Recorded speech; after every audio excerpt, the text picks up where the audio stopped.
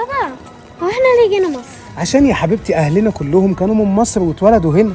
انا بصراحه اول ما انت جبت لي الاسوره دي كان نفسي اروح بيها مصر قوي. عارفه يا اروى الاسوره دي جدودك الفراعنه هم اللي عملوها، يعني تسوى كتير قوي.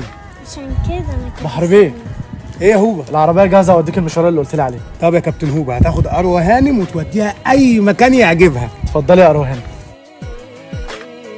مش عارف هنفضل في القرف ده كتير. انت من ساعه ما خرجت من السجن ولعنه الفقر حلت علينا. انا مش عارف خروجي من السجن عامل لك ايه. انت ثلاث سنه اتحبست ليه اصلا؟ ما بس بقى انتوا الاثنين هتقعدوا تنقروا لي في بعض وتنسوا المشكله اللي احنا فيها. اقول لكم ايه، انا ما بنامش لا ليل ولا نهار الا لما اطلع بمصلحه. يا ست هانم لازمتها ايه العربيه ادام انت هتمشينا كل ده؟